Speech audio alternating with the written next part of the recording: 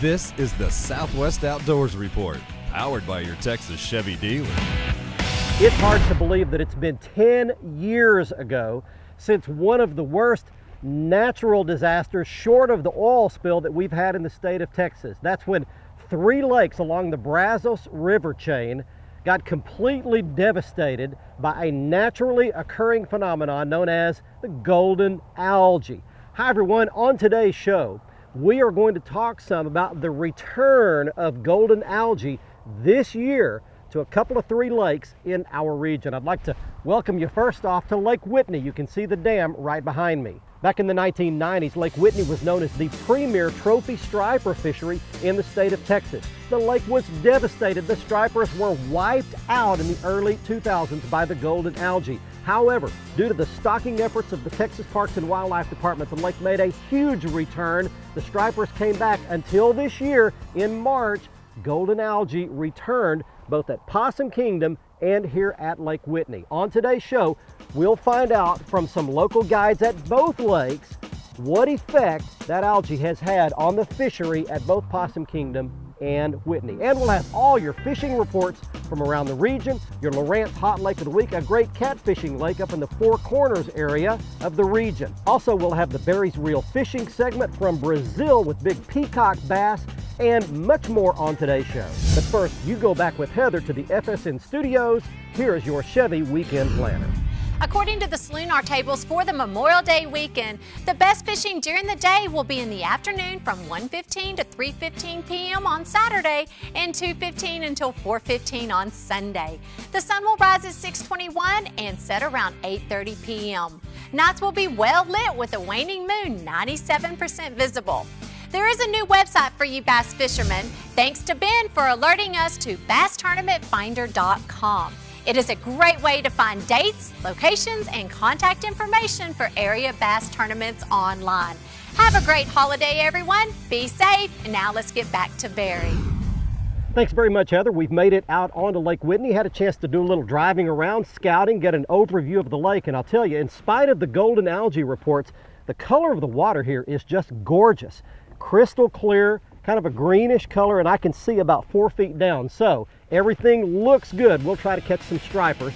Stay with us. We'll get right to the fishing reports and much more coming up next. This is the Southwest Outdoors Report, powered by your Texas Chevy dealer.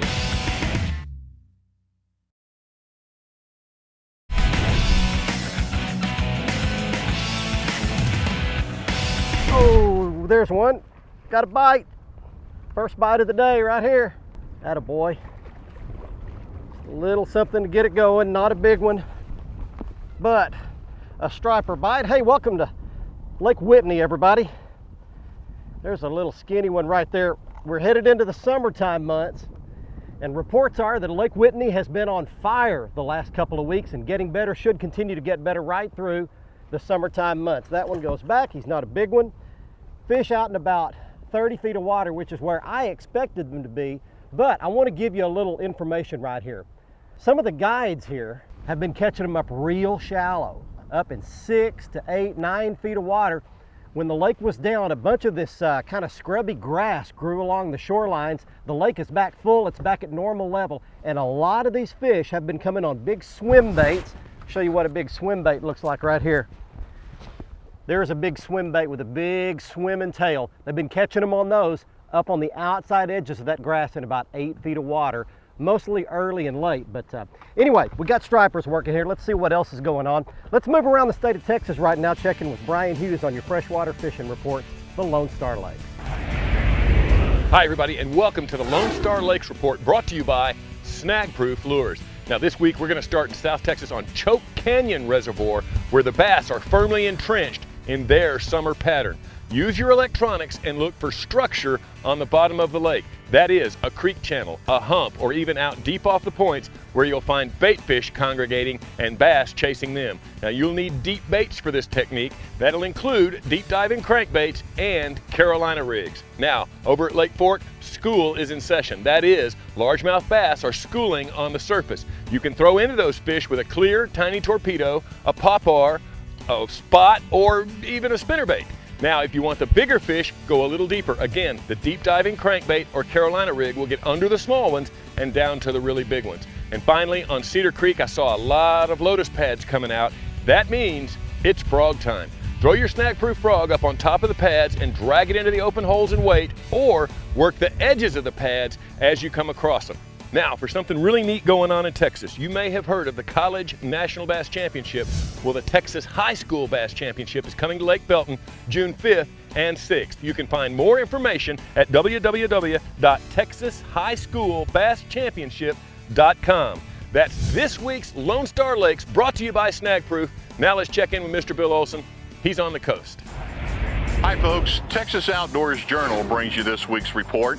For the very best monthly coastal and inland fishing information, plus year-round hunting tips, check out our award-winning magazine. Pick up a copy of TOJ on newsstands or subscribe on the website on the screen. Well, we're heading into the long Memorial Day weekend, the beginning of the summer-long CCA Star Tournament, plus the red snapper season opens on June 1st, so there's a lot going on the Texas coast. This weekend, there's going to be more anglers, boaters, and bathers on the water, so picking the time and place to fish is going to be critical to your success. Back lakes around Port O'Connor, as well as shorelines in behind North Padre Island, should provide places to escape these crowds. When setting up long drifts on areas like Estes Flats or along the King Ranch shoreline, be considerate of other anglers already on a drift. Don't cut them off. The same is true while wade fishing. Topwater lures like the Badonkadonk, She-Dog, or Spinning Image are good options. Darker colors are preferred to start the day or when fishing the color lines.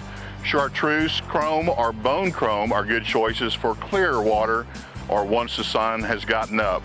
The TTF Killer Flats Minnow and Pumpkin Seed glow black and white patterns rigged on 1/4 or 1/8 ounce jig heads have caught solid redfish and trout on flats and in deeper water just away from the shorelines.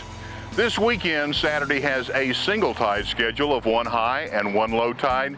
Sunday has a single high tide as the only tide of the day. I'm Bill Olson, and I'll see you on the coast.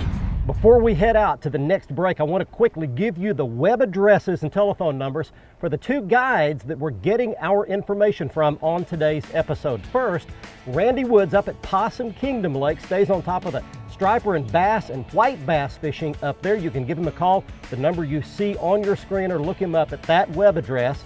Here at Lake Whitney, it's Randy Ruth at Redneck Guide Service. Again, there is his telephone number and his web address. He stays on top of this striper fishing here at Lake Whitney. Give him a call, book a guide trip. The Southwest Outdoors Report, powered by your Texas Chevy dealers, is brought to you by Nitro Performance Bass Boats. Fish your best in a Nitro. By Strand, the standard of dependability. By Costa Sunglasses, see what's out there. And by Motor Guide, never stop.